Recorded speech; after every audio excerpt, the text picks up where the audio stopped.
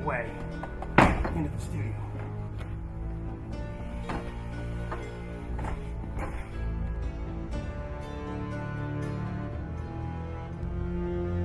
The Declaration, the Magna Carta, the Constitution. Oh, there it is. The original rules of golf. I think the way into the studio is in invisible ink here somewhere. We have the lemon. That's a big lemon. Wow. Let's see what we got here. We need heat. Ready?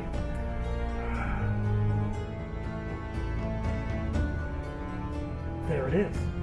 The secret is in Callaway. Holy smokes. Could it really be that easy? The secret, it's in Callaway. Yes. Oh, there we go. We found the other way into the studio. Whew, that was a lot of work, but we did it. It's time to start the Golf Kingdom. Great job. Here's our show. Let's bring in not our blueprint, but our treasure map. As always, we start off with Build It and Kiss. Then in the middle part of the show, it's a new segment, Don't Be a Kevin. I'll explain what that is when we get to it. At the bottom, it's Grit Golf and our golf fitness segment with Courtney Weber. And as always, we're going to close with A Time to Rise. Are you ready? We're in studio now. It's time to build here in the Golf Kingdom. Welcome to the #1 golf variety show in the world. Are you ready to build your game? Here's your host, Rob Strano.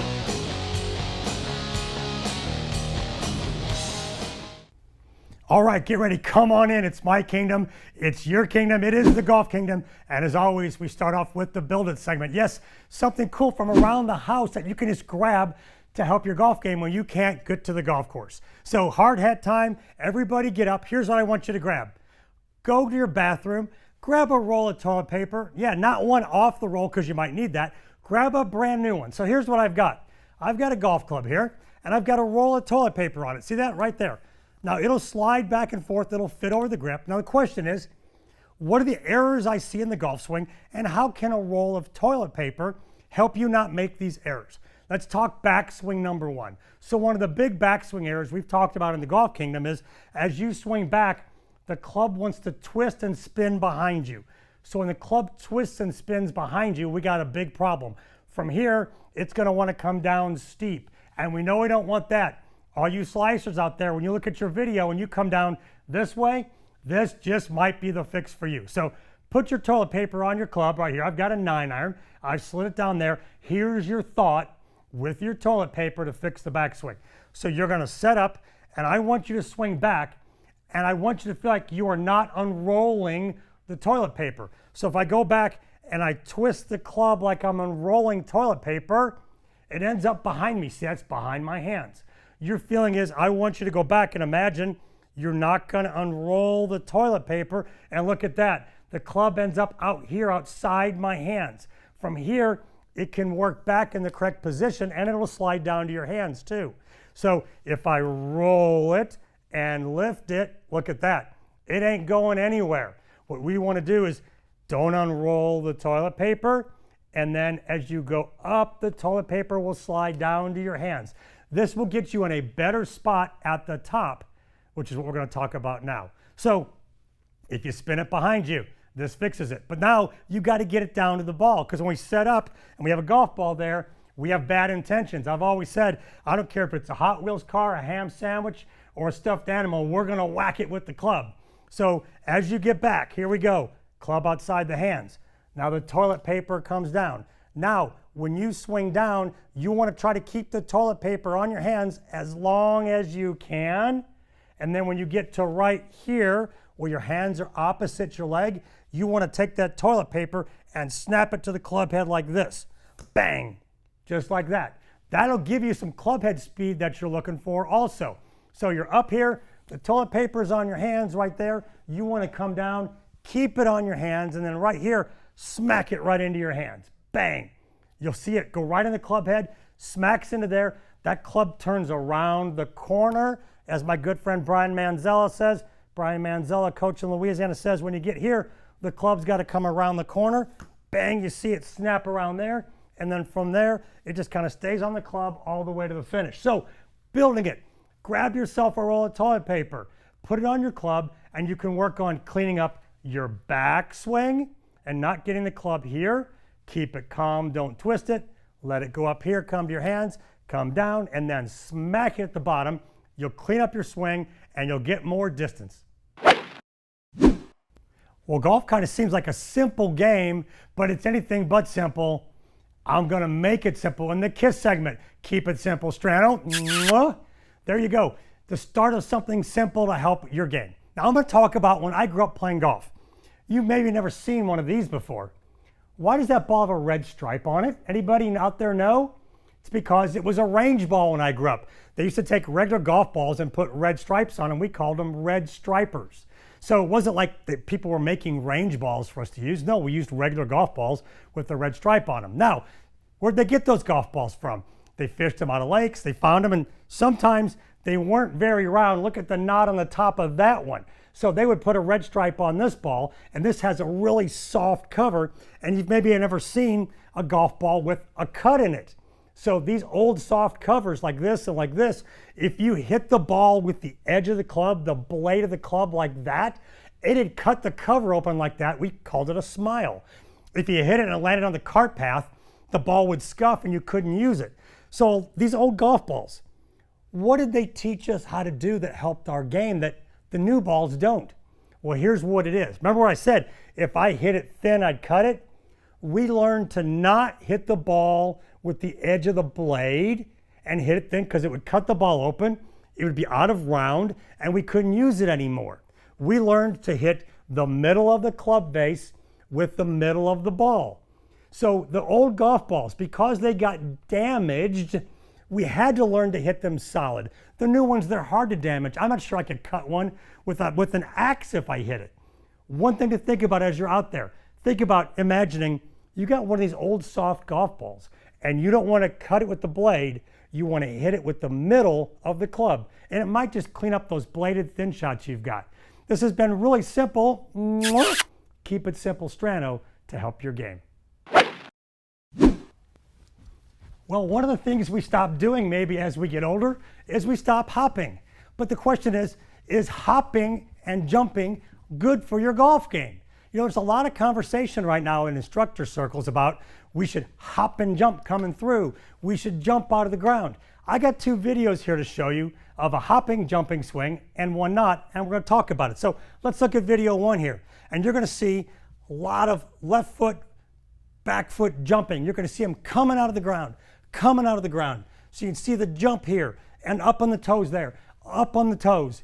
I always joke that if you want to go to ballet academy, it's around the corner from my golf academy. So Strano Golf Academy is here, Strano Ballet's academy there. You want to go to the ballet academy, not to my golf academy, because here's what I will teach you to do. Go to the next slide here, the next video. You're going to see good footwork. See how that the front of the foot comes up and they go into that trail heel. That's good footwork. That's correctly using the ground. I tell my players, look, you're not trying to leave the earth when you swing. When you try to leave the earth, your tail comes in, you stand up, your back gets straight, and that leads to a lot of topping. Now, if you want topping, you may want to go to the ice cream store and get a little topping on your ice cream. But on the golf course, we don't want hopping because it leads to topping. Now, stay tuned. We got more great stuff coming up, including a Rob observation right after this commercial break.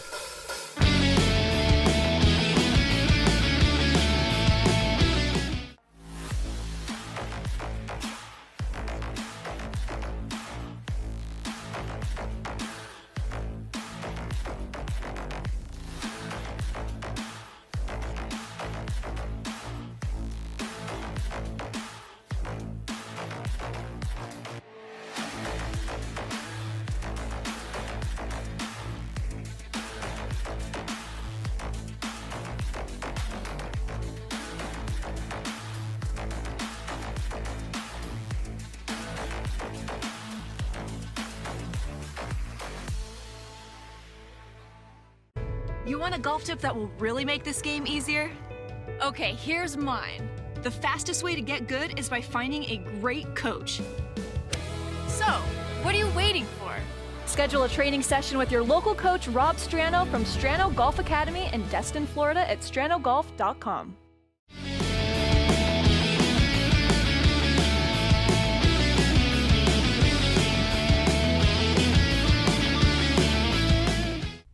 Welcome back to the Golf Kingdom, and it's pop culture time. Yes, it's where we use movies and commercials and taglines and song lyrics to help your game. And we're going to go movies today. And one of the really cool golf movies is this one right here. It's 7 Days in Utopia, Golf's Sacred Journey.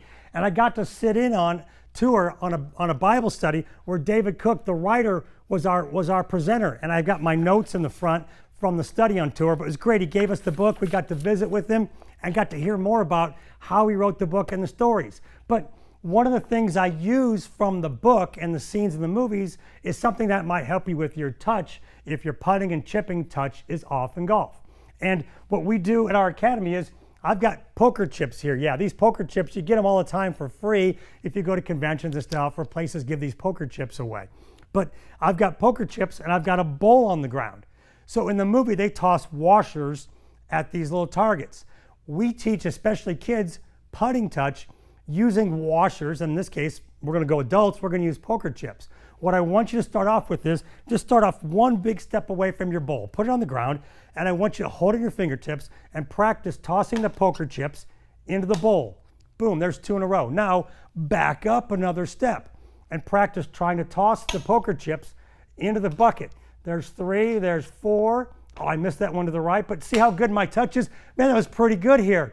So this teaches touch. One of the things I've learned as a tour player is we are really good at doing odd things like tossing poker chips into a little container. We have the ability to take a ball that's laying on the green and knock it across the green to somebody, and the ball rolls right up to them. I'm always kind of amazed at the odd things we do at the golf club that involves touch, because we've developed touch and skill in other areas. So grab some poker chips, grab a washer, put a little bowl down, back up, and practice working on touch. Get 5 or 6 of them, get them all in there, and then back up, and see if this doesn't help you with your putting and chipping touch on the golf course. Well, this is all new, this is all fun. It's called Don't Be a Kevin. Yeah, we don't want you to be a Kevin. Let me explain what that means. So Kevin's one of my clients, and he did something in a lesson one day, and I said, oh my gosh, do you know what you're doing here? It doesn't make sense. This explains why what's happening on the golf course is happening when you go play. So don't be a Kevin. I'm going to give you something I don't want you to be or do. Now here's what Kevin does. Kevin figures the yardage he hits the club, every club, by how far it flies and then where it rolls. So this happens all the time. Is you'll hit an 8-iron and it'll land 20 feet short of the flag, or it'll land at the flag and roll way past you. You'll go, oh my gosh, I can hit 8-iron 180 yards. No, we don't count the roll because we can't control it. Help me help you here. We can only count on how far the ball carries. How far it rolls is unquantifiable. It could hit a hard spot, it could hit a wet spot, it could kick left, it could kick right. Let me give you some data. Look at this screen here. So here's Flight Scope Launch Monitor data. And what you've got here is you've got total of 284 yards, but the carry is only 255. When you go get a club fitting, when you're checking your data, this right here that says total underneath my hand, forget about it. Don't ever look at it. If someone in a club fitting is telling you your total yardage, tell them I don't want that. How far is it flying? That's controllable. Next screen, here's another one, watch. Carry 297, total 324. Oh wow, I can hit driver 324. Not if it hits soft. You're only going to carry it 297. Boy, we'd all love to hit it 297, wouldn't we? So total distance doesn't matter. It's all about how far it flies, whether it's your driver, your 3-iron, your 6-iron, your wedge, or your lob wedge. Carry is the only thing that counts. So don't be a Kevin. Only count on your carry distance, and maybe you'll stop hitting clubs that don't go the distance you think they go.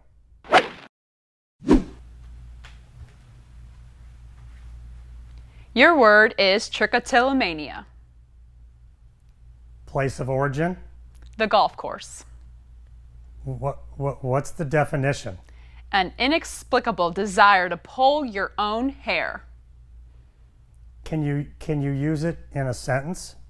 After starting birdie, birdie, birdie, George made a 10, then went full on trichotillomania.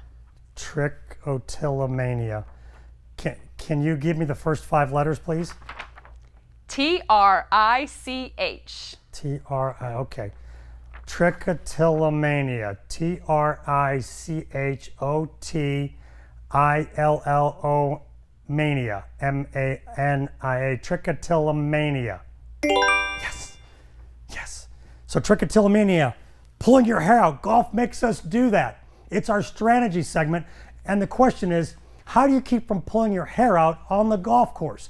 Well, here's what I find happens on the golf course all the time. So you notice in the spelling bee, these kids ask all these questions, right?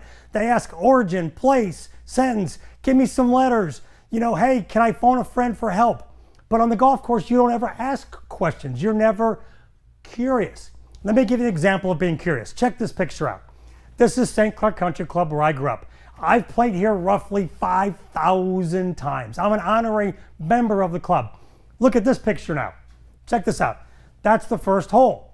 You play over the valley, across the plateau, and down blind over this crest of this hill. How many of you would get up on that tee having never played there and gone, hey, Rob, where does this hole go? You should ask yourself that on every shot, not just on courses you've never seen. You should be curious and go, gosh, why is this hole designed like that? Wow, what is this shot here? Curious about the lie. Oh, curious about the wind, the yardage, the club. What can I do here? Can I hit this shot? Be more curious. Be like you're taking a spelling bee every time you play a golf hole, every time you hit a golf shot. And you know what? You may find you make better decisions on the golf course and you don't overlook things that help you hit a successful golf shot. You know, one thing we don't think about is golf and poetry. It's a poetic sport. But you know what? My friend Bromeo18, he's written a haiku about golf that I think says it all. 6 birdies is good. Hitting 8 greens is not good. Golf is weird like that. Yeah, poetry and golf. He just said it all. Stay tuned. We got more here in the Golf Kingdom, including Grit Golf Fitness coming up right after this commercial break.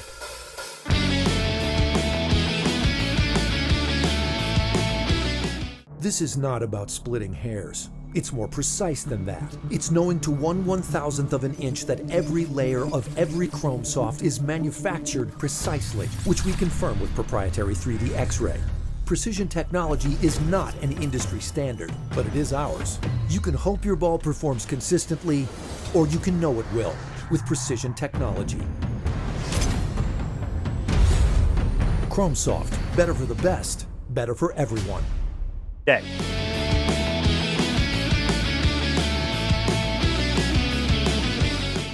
Welcome back to the Golf Kingdom. Everybody up. It's Grit Fitness time. Yes, there's no sitting around. Get off your couch, stand up, move in close to your TV, because I've got Courtney Weber here from Grit Golf and the Strano Golf Academy, and she's got a great fitness tip for you to help. What have you done? This is Stretch Strano, the most mobile golfer in all the land. What? No, that's me. What are you going to do with him? Well, I'm going to demonstrate the most perfect external shoulder rotation. Yes? On me? Yes. No, not on me, you're not. All right, one of the best exercises that you can do at home to make sure that you have that external rotation in your golf swing is to simply lift your arm and reach back. If you don't feel that rotation back, I got 2 simple exercises that will help you improve. The first one is an A-frame stretch. You're going to go ahead, shoulder width apart. You're going to hinge your hips down. Take your hand right here and make an A. Bring one finger, your fingertips to the ground, and simply reach up, fingertips towards the ceiling, and then come back down. 3 to 4 reps on that side before you go ahead and you switch to the other side. The second exercise, you're going to simply go ahead and drop down to the ground. You're going to take that knee, lift it up across your body, and it's a book opener. So you're going to go ahead and open the book and then close the book. Again, 3 to 4 reps on each side, which will help with that external shoulder rotation. G-R-I-T, I got grit. How about you? For more information, you can contact me at Grit Golf. It's our big fish segment, yes, where we use the big golf club to help you find something in your swing and make it easy to see. So I'm reeling you in, come on in. I've got it ready to go here. Now, we're gonna look at the club head and give you an easy way with your club head or this one to see what's going on. So you grip it right down here, right? And then the club gets behind you and you can't see it. It's way back there. Well, here's a thought on this. Instead of gripping it here, grip it down at the hosel. Now, for the first part of your swing, you're going to put the club at your side like this. So I've got a grip down here, I can see it, and I'm going to go back and keep it attached to my hip. And right there, I can see the club, and I can see it matches my spine angle. Perfect. Now, the next part is how do I get it right up here? And this is where keeping it on your hip helps. So I'm going to go back, keep it on my hip, right there, it's perfect. Now, I'm going to swing the grip around my hip and go to right here where this arm is parallel to the ground. Now I can see the club. I can see the club head. It's not way up here. It's right at the end of my hands, and I can go, well, that would be wrong. If it's looking at me, that's wrong. I want it looking this way. And of course, the butt of the club pointed out there near the target line. So recapping again real quick, it's on my hip. I've got it by the club head. Boom, I go right here. It matches my angle of my back, angle of my spine. Now I swing it around my hip, left arm parallel to the ground. Now it's facing towards the target line. This is pointed at the target line. It's not looking at me or looking away. And then if I go a little farther to the top, I can see, okay, it's looking up and away. It's not looking at me, which would be open, or at the sky, which would be shut. So instead of grabbing it at the grip, grab it at the neck. And you can start to see this club and how you might be messing it up or misunderstanding where it should be when you swing.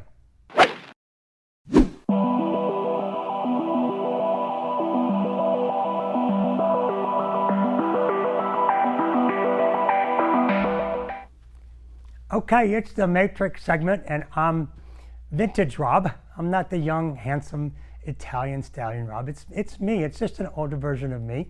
And we're going to talk to our players out there that aren't the younger version of themselves anymore and talk to you about what do you need to do to hit the ball farther. Now, I've got two players I coach. They're both really, really good. And they're older like I am, and they were looking for more distance. I'm going to show you what we did in their swing. So the first player, her uncle actually led the U.S. Open. That's pretty cool. And she's a good player. So let's look at her swing. We're going to bring up her swing here. So we got the sports box data going, and she's going to swing back. And what you're going to notice is when she swings down, as she swings down, she's got a lot of lag in her golf swing. So as she goes back, she's moving back good. She's got lots of turn, and she gets all the way turned here. She gets to the top really nice in her swing.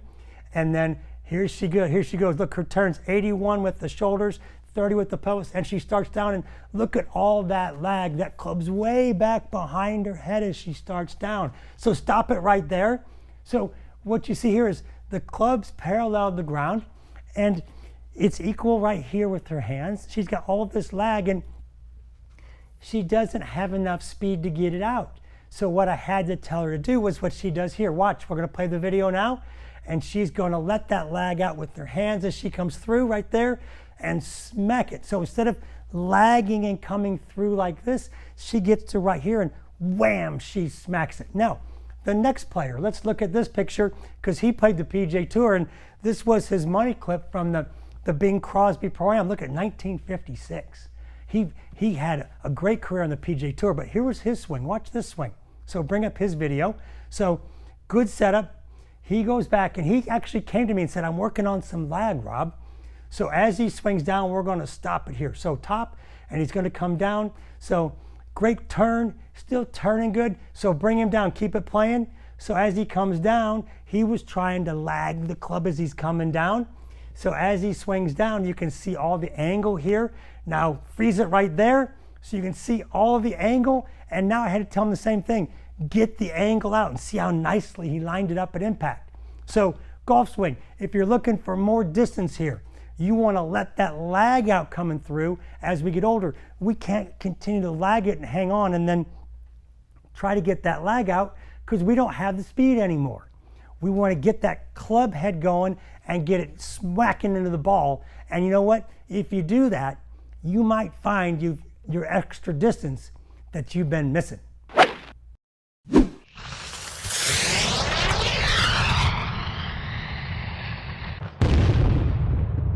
Well, it's fun time with Time to Rise. It's 90 seconds of stuff that helps your golf game and helps you in life. And I've got a really interesting one here because I was doing some math and I've been told by my family, my friends, people that just have met me, you know, you really shouldn't do public math. So I was doing some public math the other day and I put this together. So I just was practicing my tables of 9 and I was working on it and I got done and I was really proud of my tables of 9. I think I did pretty good. Oh wait, why is that red? 9 times 1 isn't 7? Oh, but I got those other ones right. Interesting. So out of 10, I got 9 out of 10 right. I got 90%. Yay me! But I missed an easy one. Interesting. Easy ones, whether they're little putts or shots or decisions in life. It's okay. We're going to miss some easy ones. Don't make a big deal out of it. We got 90% of it. We got 9/10 of it. That's awesome. The problem is on the golf course, we'll miss an easy one. We'll have something come up and it's just one of. Who cares? Get the other 9 out of 10 right. Do all the other stuff well. I tell my players when you get done, create your highlight reel first. Create your top 5 moments from the round. And then go to what do I need to do to get better? Go to that one thing you need to work on. In life, same thing. Figure out something you got to get better at and realize it and go, I'm going to get better at that, but also recognize all the other things you do great. Well, just like my dad used to say, I'm going to box your ears if you don't get this right. We gave you some stuff to help you get some stuff right on the golf course. And we're going to recap it here in our Strand notes. Let's bring them in. First thing I gave you was we talked about don't hop and you won't top. So stop hopping when you swing and you'll stop topping. Then we talked about don't be a Kevin. Remember, you can only count on how far the ball carries, not how far the ball rolls. When you figure out how far you need to hit a club, factor in carry only, forget about roll. And then the last thing was, for all our players out there that are getting a little older, stop trying to lag the club. Let the club loose, swing it, let the club head go through the ball, and you might pick up the distance you're looking for. Now, for more Golf Kingdom, go out to our YouTube channel. Yeah, all the shows are on YouTube. We've also got them on Roku and Amazon. That's where you can find all the past shows. So go out there and subscribe to our YouTube channel, or I'm gonna box your ears. Thanks again for being here with me in the Golf Kingdom.